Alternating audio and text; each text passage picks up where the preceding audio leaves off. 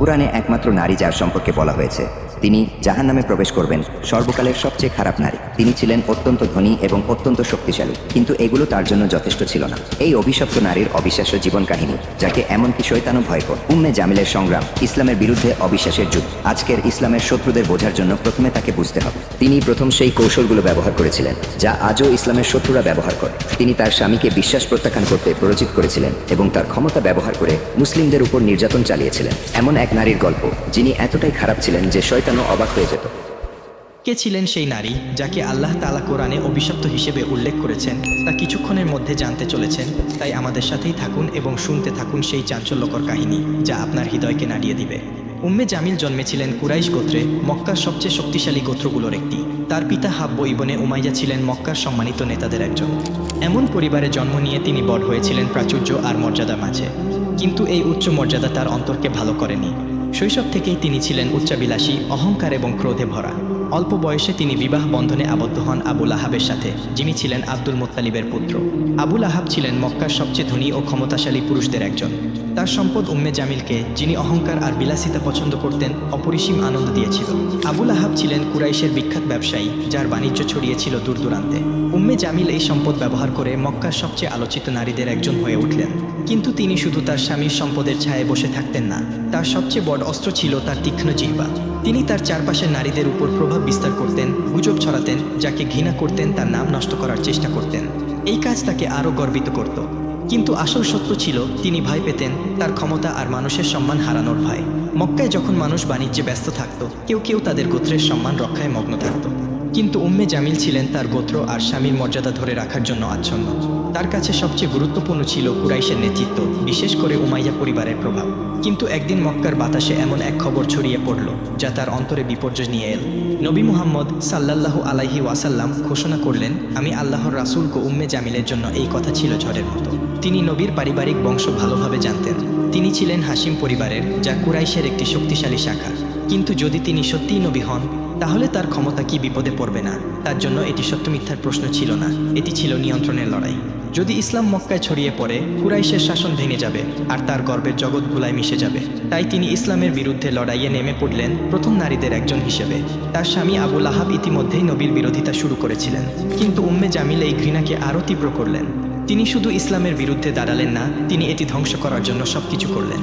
নবীর সম্মান নষ্ট করতে, মুমিনদের ভয় দেখাতে তিনি তার বিষাক্ত কথা ছড়িয়ে দিতেন মক্কার সরু গলিতে, বাড়ির উঠোনে, কাবার চারপাশে।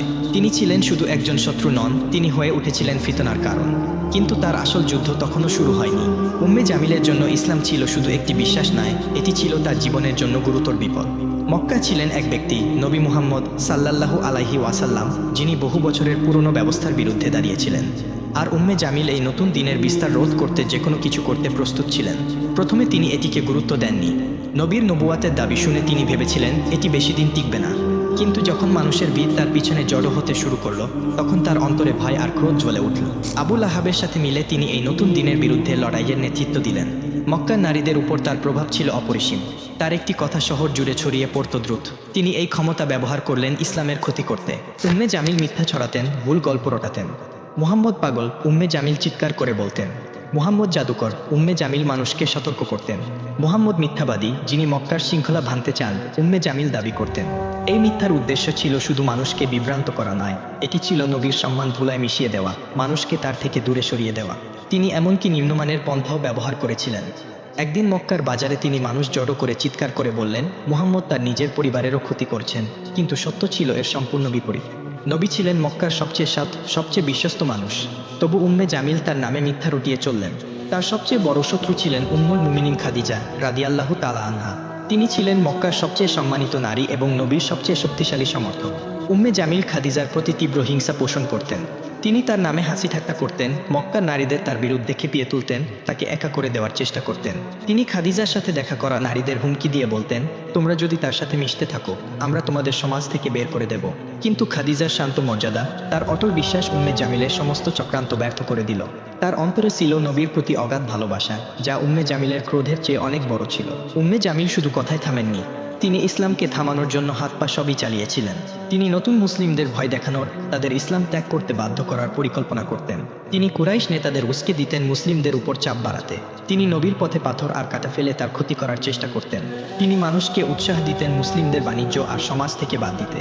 একদিন যখন নবী কাবার কাছে সালাতে দাঁড়িয়েছিলেন, আবু লাহাব আর উম্মে জামিল তাদের লোকদের নির্দেশ দিলেন তার উপর নোংরা জিনিস ছুঁড়ে মারতে।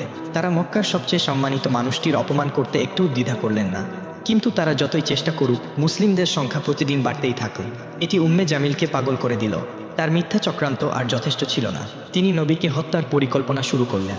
বহু বছর ধরে তিনি ইসলামের সবচেয়ে বড় শত্রুদের একজন ছিলেন, কিন্তু তার নাম শুধু মক্কার পথে ঘাটে উচ্চারিত হলো না, কুরআনে তাকে চিরকালের জন্য অভিশপ্ত হিসেবে লিপিবদ্ধ করা হলো।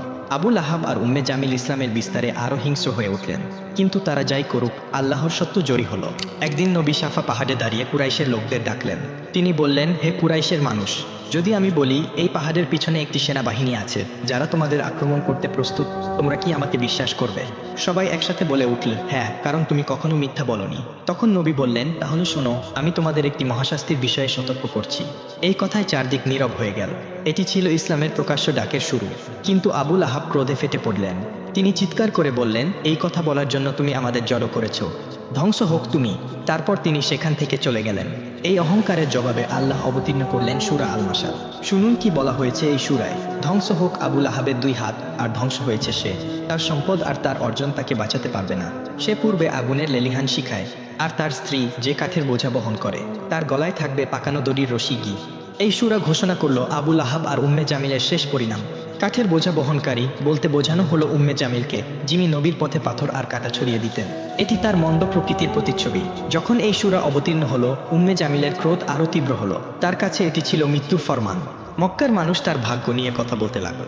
এমনকি কুরাইশের নেতারাও তার সাথে ঠাট্টা করলো। একদিন তিনি ক্রোধে ফুঁসতে ফুঁসতে একটি বড় পাথর হাতে নিয়ে মসজিদুল হারামে গেলেন। তিনি নবীকে হত্যা করতে চাইলেন। তিনি ভেবেছিলেন নবী সেখানে বসে আছেন। আবু বকর রাদিয়াল্লাহু তাআলা আনহু তার পাশে ছিলেন। কিন্তু আল্লাহর ইচ্ছায় উম্মে জামিল নবীকে দেখতে পেলেন না, যদিও তিনি ঠিক সেখানেই ছিলেন। তিনি আবু বকরের দিকে তাকিয়ে চিৎকার করে বললেন, তোমার বন্ধু কোথায়? আমি তাকে শেষ করতে এসেছি। সে তার জাদু আর মিথ্যা দিয়ে আমাদের একে অপরের বিরুদ্ধে করেছে। আবু বকর শান্তভাবে তার দিকে তাকালেন। আল্লাহ নবীকে তার চোখের সামনে অদৃশ্য করে দিয়েছিলেন। উম্মে জামিল ক্রোধে পাথর ফেলে দিয়ে চলে গেলেন। তিনি জানতেন সূরা মাসাদ তার শেষ ঘোষণা করেছে, কিন্তু তার ক্রোধ আল্লাহর বিচার বদলাতে পারল না।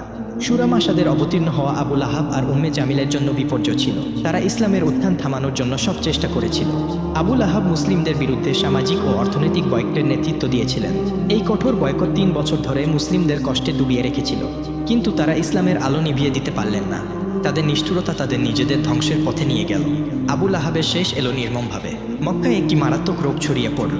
আবু লাহাব সেই রোগে আক্রান্ত হলেন। তার শরীর এতটাই ভয়াবহ হয়ে গেল যে কেউ তার কাছে যেতে সাহস করল না। এমনকি কুরাইশের লোকেরাও তাকে ত্যাগ করল। তিনি একা মারা গেলেন, ব্যথায় কাতরাতে কাতরাতে। উম্মে জামিল, যিনি বছরের পর বছর তার স্বামীকে সমর্থন করেছিলেন, তিনিও তাকে পরিত্যাগ করলেন। তার মৃতদেহ পড়ে রইল মাটিতে।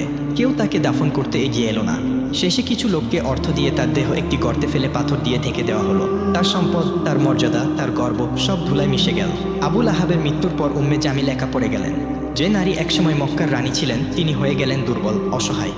মক্কার মানুষ ফিসফিস করে বলতে লাগল, সূরা মাসাদের অভিশাপ তার উপর পড়েছে, কি তবু তিনি থামলেন না। তিনি মুসলিমদের বিরুদ্ধে ঘৃণা ছড়াতে থাকলেন। কিন্তু সময়ের সাথে তিনিও দুর্বল হয়ে পড়লেন। তার শেষও এলো নির্মমভাবে। কেউ কেউ বলে তিনি একটি বড় পাথরের নিচে চাপা পড়ে মারা গেলেন। কেউ বলে একটি দড়ি তার গলায় পেঁচিয়ে তাকে শ্বাসরোধ করল। সূরা মাসাদের কথা, তার গলায় থাকবে পাকানো দড়ির রশি, তার মৃত্যুতে সত্য হয়ে উঠল। উম্মে জামিল আর আবু লাহাব ছিলেন ইসলামের সবচেয়ে বড় শত্রু। তারা মনে করেছিল তাদের সম্পদ আর ক্ষমতা তাদের বাঁচাবে, কিন্তু আল্লাহর বিচার থেকে তারা পালাতে পারলেন না। এই দুনিয়ায় তাদের জীবন শেষ হলো অপমানে, কষ্টে আর চিরন্তন শাস্তির প্রতিশ্রুতিতে। এই গল্প শুধু তাদের নয়, এটি একটি সতর্কবাণী প্রতিটি অবিশ্বাসী আর জালেমদের জন্য, যারা সত্যের বিরুদ্ধে দাঁড়ায়। হে আল্লাহ, আমাদের অন্তরকে আবু লাহাব আর উম্মে জামিলের মতো সিল করে দেওয়া অন্তর থেকে রক্ষা করো। আমাদের পথ দেখাও নবীর পথে, যেন আমরা ঈমান, ন্যায় আর ভালো চরিত্রে জীবন কাটাতে পারি। আমাদের অন্তরকে পবিত্র করো অহংকার, হিংসা আর ঘৃণা থেকে। আমাদের সঠিক পথে অটল রাখো। আমিন।